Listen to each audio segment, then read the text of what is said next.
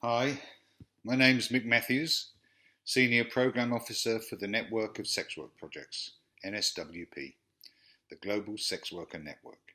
Welcome to the second of the NSWP Global Fund Basics video series. This one is on country coordinating mechanisms, most commonly referred to as CCMs. CCM elections. These may happen at different periods depending on the rules of each CCM, but generally every 2 or 3 years. Although the Global Fund CCM governance documents state clearly that there should be 3 key population seats for each disease component, this is not always complied with. Sometimes it may be reduced to a single seat where the representative is there for all key populations.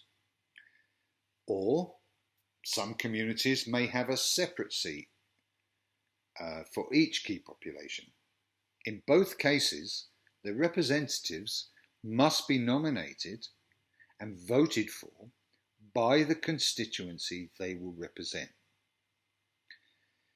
If it is a single key population seat, the election process must be organised involving all recognised key populations. That might be done possibly through a key population consortium, if one exists, or through another independent entity.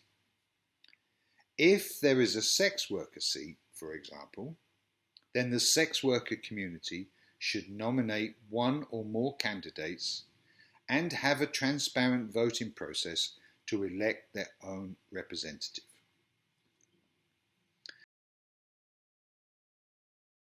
Neither the CCM nor any government entity is allowed to nominate or appoint a key population representative of their choosing.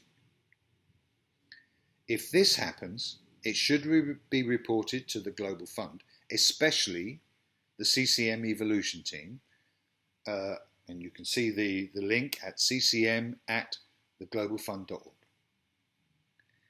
If needed, NSWP can provide simple templates for a sex worker election process that meets Global Fund requirements and guidance, and which has been used successfully by sex workers in the past.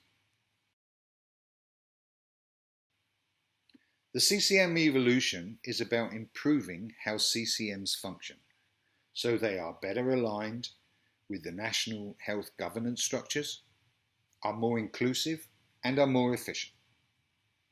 They basically focus on 4 core CCM responsibilities. The first one is oversight, active oversight of existing and emerging investments. The second one is engagement, and that's meaningful, inclusive, and active participation of key stakeholders. The third one is positioning. That means working within national structures and existing emerging platforms to increase efficiency of health investments. And finally, operations. That means CCM Secretariat's core functions, including the Code of Conduct, and enabling and sustaining health governance. There are CCM evolution projects in many countries, but to be honest, despite the commitment of the CCM evolution team, they are still struggling to understand how to address some of the real challenges sex workers face with their CCMs.